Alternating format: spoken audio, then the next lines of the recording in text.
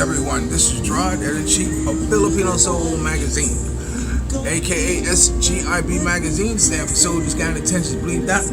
Because everybody should be soldering for something, a dream, a goal, an idea, a trend, or something. And on our PBG's production, it stand for Photos by Gerard, Best and Freelance Publicity Photography. Hip-hop, Urban Raw, the Truth of Photographers magazine. Hip-hop because it recognizes the dominating force in music since 1998, and I remember that year specifically, because that was my last year in prison, and I remember I used to read everything, and I remember reading that hip-hop had finally passed, at that time, the most popular genre, it being country. I should have been reading digital photography magazine, but I read everything else but. And mind you, I got out in 1999 and have not had a pair of handcuffs on me since. It's important that I say that, because sometimes people are saying, "Oh, you've been in prison. Oh, when you go back. How many times did you go? How many times did you go for it sunk into your head? Or how much time did you spend?" Well, ladies and gentlemen, it only took me one time being locked up in state prison, to realize that was not where I wanted to be. I've done whole bids during, a few times in my life. Whole bid is a small amount of time, like a month, 2 months. Anything under a year is considered as a whole bid. That's a whole bid, being that it's something that a prostitute would get for prostituting or whatever. She does whole bids. But when the big one came, it was easy for me to set my mind set for doing 3 years, because I was in the military for 3 years, so I knew what 3 years felt like. But what got me was that I was an interstate fugitive from Portland, Oregon at the time. And because I was an interstate fugitive, normally when you get sentenced to 3 years, you do like a year, then you get out or whatever, or half of it and get out. But because I was an interstate fugitive, they kept me in there for the full 3 years. So theoretically, I gave Oregon a year and a half for my interstate fugitive. And my being an interstate fugitive was funny, because when I was out moving too fast, whenever the police would stop me, it would come up interstate fugitive. So of course, they want to put the cuffs on me. I said, wait, just wait a minute. And to come across the teletype, do not extradite. Because it was a probation violation, but it was something that didn't warrant the state of Oregon to pay for the extradition charges for me to come to Oregon to pay whatever fine or penalty I had. There were 5 states I couldn't go into. That was Idaho,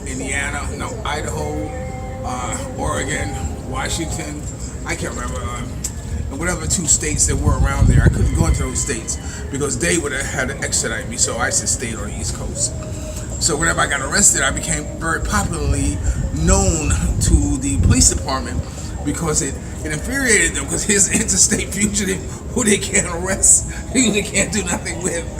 And so, I could tell that was very frustrating to them. But it was funny, because when I got out and I started doing the right thing, which is easy to do the right thing, I was photographing for the NAACP, and this was one event that dealt with a lot of judges and all that stuff, and with lawyers and etc. So I was telling them about my case, and the judge said, "Well, Gerard, why don't you check if you're out on $10,000 bail? You may only have to pay like about 10%. I mean, I think it's 10,000, something like that, 5,000, whatever. Money that I didn't have to give to go to fly. But now, mind you, when I first got out of prison, my intentions were to go to Oregon and do whatever time Oregon was going to give me. Because I figured, since I had jail in my system, jail in my blood, now's the time for me to go to Oregon and rectify that problem in my life. Make a clean slate of it. And my probation officer, my parole officer at the time, her name was Miss Lynch. What the hell of a name for a black woman to have, Miss Lynch? So Miss Lynch had okayed it for me to go to Oregon, and take care of that problem. And so, I bought an airline ticket. I was going in the last minute. She says, no, she's not gonna let me leave. So of course, if I had not taken insurance out on the airline ticket, I would have lost that money, which is something that you should remember. Whenever you're making airline reservation, take out insurance, because you never know what might have happened. Now, Miss Lynch was She always wore hats, or a variety of different hats. She was a hat lady, like a church lady with hats. You never knew what kind of hat she was wearing. What was interesting, that I got violated. I gave her a UA, which is a urine analysis, and it came up positive for heroin. Now, keep in mind, my drug of choice was cocaine. So under no circumstances would I ever do heroin, or ever did heroin. Or why it should be in my system, but she said, yeah, what came up positive for that. So as much as I wanted to fight it and say, she said, look, you have a choice. Said, I can violate you or admit. So what they actually did was put a gun to my head and told me to admit to the violation or either go back to prison. So I admitted to it, to keep going back to prison. Now, I got to hand it to her because my being a freelance publicity photographer, most of my assignments were done at night. At this time, I was getting busy. So we had an arrangement that if I had got a call from a public relations, or if there was something going on that I wanted to cover, I would fax her when I was leaving the house, where I was going, and fax her when I came back in. So that way she knows, where I am at all times. So it worked out pretty good system. Until I got a call from the Democratic Party. The Democratic Party called me and said, Gerard, we want you to shoot the meet and greet of Vice President Al Gore. He's flying into the Hamptons, Long Island, and we want you to take the pictures. I said, well, we need your social security number. I said, I'm on parole. I don't think that's a very good thing for me to do. So they said, Gerard, we don't care. We want you to take the picture, give us your social security number. So I gave them my social security number. So on the day of the shoot, I'm going to the airport, and there's Secret Service. Secret Service is checking badges and IDs and all that stuff. So they said, well, what's your name? So they saw my name. Apparently there's a little S there around it, because they said, And then they went like this. And then next, the organizers came over. I could see them in the huddle. Then the Secret Service came back over. And then the Secret Service said, okay, look, you take your pictures and get the hell out of here. I said, oh, no problem. I'll do that. So I took the pictures of Vice President Al Gore flying in with his meet and greet with this Democratic entity or caucus, or the meet and greet. So of course, when you go to parole or probation, you have to report any police contact you had. So they said, have you had, Ms. Lynch said, have you had any contact with police? I said, yes. She said, well, who? I said, Secret Service. Secret Service? Secret Service? What do you mean you have contact with? I said, yes. I photographed the vice president. The vice president, can you prove it? I said, yeah, here's my press badge. My question said vice president, whatever it is, Hampton, all that stuff. And then the supervisor, it turned the whole parole office upside down. Never in my 30 years have I ever had a parole office have contact with Secret Service. Never like this. So the supervisor must have took the card and went to the room and thought, maybe, well, this is my chance to call Secret Service. So he probably tried to make an attempt to call Secret Service to verify, just because he could. It was a good look for him. And so my probation officer, Ms. Lynch, said, shut down, no more pictures. And so the supervisor came out and said, no, wait. He says it's okay, it's a good thing. And so I showed him my work. He says, look, come here. He has a better picture of him and Hillary Clinton than you have with Hillary Clinton. So it was like a laugh in the office. And so they made me promise, that they'll let me keep shooting, but never shoot any more high-profile events dealing with Secret Service. So I said, okay. I said, I promise. How often do I get to do that? And over the time when I speak to, as a motivational speaker, when I spoke to the young people, I told them, I said, look, we all are going to make mistakes in our lives. And there are people who are going to want to hold your past against you. But if you're good at what you do, and they want to use your service, they will overlook that to make sure that you are the one to do the job. And that's what happened with parole. So anyway, that's what happened. Okay, urban hip hop, urban means that it's another magazine another project, another idea, another entity manifested from the streets. That means there are no big bucks coming into this. There's no big advertisers coming in. I knew this one magazine. I'm not going to tell you the name of it. I know the name of it, but I'm not going to tell you. They became very popular on Long Island, and I looked at the magazine. Wow, they got Cavassier ads. Wow, they got Lincoln Navigator ads. Wow, this must be a shit here. Wow, I wish the magazine looked good, looked flashy. But once I got to know them and whatever, what they were doing was that they were going to other high-end magazines, copying a page and put it in their magazines. So that way their magazine would have the look as a high-end magazine. That was something that I wasn't going to do that. I couldn't do that. I wasn't going to do that. I don't care.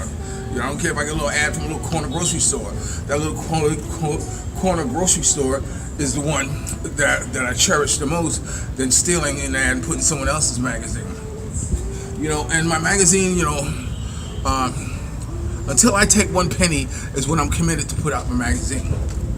I'm working on a magazine now. But I'm not obligated to no one, because no one's giving me a dime. If someone gave me $1 to put on that magazine, then yes, I'm obligated to put that magazine, because I will never take money under false pretenses. Never will I do that. So that's why the Las Vegas magazine, last magazine, nobody advertised. No one gave me money to advertise in that one. It took a couple of years, a few years. It took how long it took to get it out. But I wasn't obligated to nobody to put it out, because I never accepted any money to put it out. So that's something that I once I receive something, or once I make a commitment to do something, I do it. I don't make promises, because promises are made to be broken. So I try. I can say I never make promises. When someone says, "Do you promise?" I say, "No, I don't make promises." I'll make sure I do it. I make a commitment. Commitment is a lot more binding to me than a promise, because we use promises too frequently. So of course, this is leading into the GoFundMe page. That every time I start doing it, the internet is so frustrating to me. I start doing it, and I get to a point where I got to put my information, my credit card, and all that stuff, and I panic. I really panic, because I had my identity stolen once. But I got to put it together. I got to do it.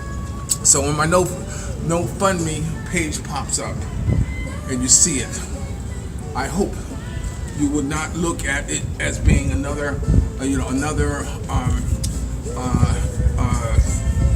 somebody begging for money. I hope you would take into consideration, a lot of the work I've done. I hope you take into consideration a lot of accolades I've received. I hope you take into consideration a lot of things I've done, and that how many issues I put out in the past. And you would give accordingly, give generously, or whatever. Or I tell you what, just give that $1, and so it will come out. All right. So look for the GoFundMe page that's coming out for the magazine. Hip Hop Urban Raw. The magazine is raw. Raw simply meaning that there are no airbrushing. There is no second takes. There's no, just like this, one take. That's it. That's it. Raw. If something comes in that has already been airbrushed and put together, then fine. Then I will. It'll be as that. If I take a picture, I'll do whatever little bit I might know how to do in Photoshop, to do something, and that's it, And also another thing that I want you to know is that if you send me a picture of you and you want me to put in a magazine, and although we chatted on it, I am not going to put a picture of you in the magazine till I absolutely know it's you. So we talked or whatever, I'm sure that who I'm talking to is you, because it's often the time there are, people who want me to put such in a magazine, and God knows I don't know who they are. So the magazine is raw. The truth is that it pays homage to Miss Vonnie Hilton Sweeney, the founder of the Pre-Grammy Party, and we know if there's a heaven up above, she's teaching people how to network. We love you, Vonnie, and we know you love us more. She should be in the history books. Vonnie is the one who founded the Pre-Grammy Party. You've heard me speaking about it a few times. You know, there was well, you heard me speak about it a few times, and she was also the godfather soul, Mr. James Brown's Truth Awards, and his magazine called The Truth, that I was the East Coast representative of. Hence for Hip Hop Urban World, The Truth. You know, that's where that handle came from, because it's to remember that whole era there, that whole your time in musical history, the truth, in moment in time where blacks got together and celebrated their accomplishments, celebrated their achievements, you know, acknowledge one another. It was a place where they could come, you know, thanks to Bonnie, you know, to receive, you know, heavily attended by the Jacksons, by the Godfather Soul, the Temptations. Joe Jackson was always famous for bringing a new girl group to perform. And Ali Woodson, former lead singer of the Temptations, was always a fixture in the pre-Grammy party. But a few years he didn't come, but when he came, it was a pleasure seeing Ali Woodson sing, because he loved it so much, you know, and he was having such a good time. Sometimes getting him off the stage, I wouldn't say getting off the stage, I would say he didn't want to leave the stage, and that was a good thing. Even I had an artist come and perform from New York at the pre-Grammy party, so that was a good thing. Okay, so that's Hip Hop Urban World, The Truth, a Photographer's magazine. A Photographer's magazine. A photographer means, because that's all who I am. I'm just a photographer who's outgrown his box. I remember when I was in taking photography courses, a mediocre photographer, and my photography instructor, you know, I was driving a cab, I was going to school, and I was working at Ford Motor Company. So one night I was so tired, I sat up on the enlarger, and I put my head up against the enlarger, and I fell asleep. And Mr. Neverchek, who's a German photographer who covered brochures from all around the world, he was a well-recognized photographer. And when he came in and saw me sleeping on the enlarger, I woke up, he said, "Sleep, sleep, sleep, Gerard, sleep. You can always be a mediocre photographer." So that always stuck with me, as that's who I am, a mediocre photographer. I'm what's known as a freelance publicity photographer. Most of the time, about 80 to 90% of my work, before digital came out, my work appeared in a publication somewhere around the world, in newspapers, magazines, because I only covered high-profile events, or I was able to get shots of celebrities, not so much as a paparazzi, but I just covered high-profile events and always found an outlet to put it in. Whether if I was working with a fashion designer, you know, it's funny, when I went to different cities, you know, I would pick up the newspaper and I would look for the fashion editor, and I find a fashion editor that had no pictures. It's like, how can you write a fashion editor an article with no pictures? So I would contact them and say, "Look, I'm a photographer. Let me photograph your fashion events, you know, for credits," because I shot for credits, and that's what I would do. And I would look and see who was the entertainment editor, and I would volunteer my photography. Over the time, it was a volunteer. You know, let me do it for free, because I could make enough contacts at an event if I wanted to sell pictures or whatever. But my main priority was credits. I enjoy seeing my name in magazines, newspapers, photos by Gerard, and that's what I did. You know, the money comes and goes. It doesn't matter, but the credits last forever. And they say credits are for two things: for your mother and your next job. So that's why, you know, I never really read a manual. You know, I never really knew the difference between an aperture, an aperture, an opening. I mean, I knew the different depth of field. I knew it, but most of the time I screw it up. Even on my cell phones, I play with the settings so much that other people take better pictures than I do. It's so frustrating, you know. But anyway, so that's what is a photographer. So it's Hip Hop Urban World, The Truth, a Photographer's magazine. Now, right now I'm in Cebu, Philippines, in Ayala. We just had another fire, or we saw it this morning. They just had a big mall here burn, Ayala Mall, that is pretty gutted. I mean, we drove by and saw it, or I drove by and saw it, and it was bad. But then this morning there was another part of Ayala that was burning, smoke and what have you. Right now they're going through a festival called black netherine. I think I'm saying it right. It's a black netherine, and this is a ceremony that takes place every year here in the Philippines, and it's similar to, I guess, if you were to look at it in comparison with someone else, it would be, I guess, Jesus making his walk from the Pharaoh, to Caesar, except it wasn't so much, negative as it is positive. The black netherine is like a black. I wish I could. I don't want to say like a black baby or black Jesus, but it's something where people pray to give hope, to give thanks for, to hope for a better life, or be thankful for the life that they have, or to pray to someone. It's known to have healing capabilities, and it's a long. I think it goes for about a week, where they travel throughout different areas throughout the Philippines, where they walk and they carry this black netherine, and it's very, very spiritual, and they have all kinds of candlelight visuals and what have you. So it's a wonderful thing to experience if you are into experiencing those things. Me personally, because not only because I'm a foreigner, because I just don't. I'm not a sightseer, there's nothing that I really want to see. I like to go where my business takes me. That's where I think I need to be, so I don't put myself out there trying to see everything, of course. I can't publish it I can publish my own magazine, but it's, it's one of those things. But anyway, I just read in the papers. I told you I'm not going to talk about a lot. Oh, I know what I'm going to talk to you about. People have the right to do and be whoever it is that they want to be. Whether it be integrated couples, whether it be bestiality. if that's your thing, I'm a libertarian. Whatever you want to do as an adult, do it, as long as you're not hurting children or hurting someone else. If you're gay, or whatever it is that you want to do, that's your thing. Your thing. But as an individual, you have a right to decide if you want to be exposed to that. Now, I'm saying that because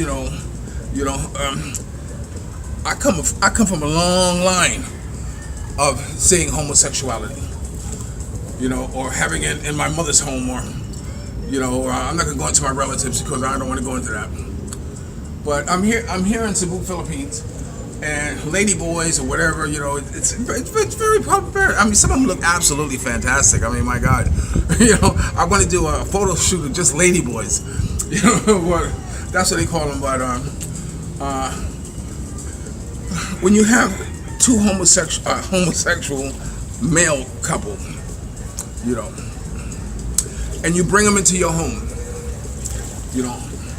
am I wrong to say, look, okay, although you two are, bread and butter, thicker than jam, as far as the activities you do in my home, I prefer you don't do them, such as holding hands, laying down, sleeping together, or whatever like this, or outwardly showing what I think you should be doing, somewhere else. Case in point, I'm here at the pool. If I bring a homosexual couple in here, this is a family. This is a family environment. Am I wrong to say, look, if you're coming up to use my pool, then okay, look, all that grab ass and or whatever you grab or whatever it is, don't do it in the pool. When you come up here, you act like friends, partners, or whatever. You know what I'm saying? Am I wrong for doing that? No, I don't think so. Because my mother would say there is a time and a place for everything. And if you've gotten to the point where it's that you have to force who you are on someone else, well then you're wrong. You're wrong. People accept who you are. People accept what you do. But do people want to have it forced upon them? No. I mean, now to be honest with you, it was two girls. I said, yeah, do your thing, lady, do your thing. Am I prejudiced saying I wouldn't mind seeing two lesbians get down and not two men get down. No, I don't think so. That's my preference. That's my choice. And that's what I wouldn't mind seeing. I don't think anyone else would mind seeing it. Come to think of it, but see, this is when you have children around. I don't think you should have to force their parents and have to explaining to them when they come to them and say, "Mommy, Daddy, why are those two men hugging? Or why are those two men kissing?" I don't think that should be something that should be forced on anyone to have to explain. So when you're in an adult environment, then okay, do adult things, if that's what you do. But when you're in a family environment, you have to be a lot more conscious and a lot more respectful of those around you. I also read in the papers that unfortunately 60 to 80% of Philippine children are plagued with parasites.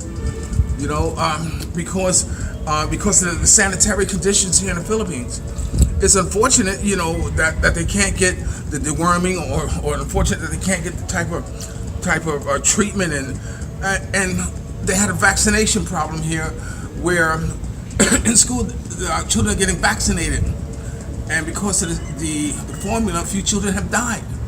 Imagine a parent taking a child to school thinking that she's doing the best thing that it can do for that child to make sure it's free from any type of disease or polio or anything that could afflict that child. And it's very common to take it and ends up killing that child. I mean, my God, that's devastating. That's devastating. So right now there's a huge investigation going on concerning the immunization and also whatever it is that they use. All right, I think that's it for me today. This is Gerard, editor-in-chief of Filipino Soul magazine. Remember, dreams are nothing more than plans awaiting action. Never disrespect the elderly and always pull someone up. And sometimes you're the only one to see your visions. And the best revenge in life is to live good. I don't know about you, but I'm living damn good today, but I hope you are too. And if you haven't got a dream, a goal, an idea, a train of thought, don't worry about it. Do what I used to do. Get as much you can, as fast you can, and go home. And remember, I'll always love you more. And if you're lucky enough to have a woman, as Ollie Woodson, former lead singer of The Temptation, once sung, treat her like a lady. And ladies, if you're lucky enough to have a good man, make him feel like a king. And remember, I love you like a love song, baby. I'll talk to you later. Peace. Look out for GoFundMe now. Ciao.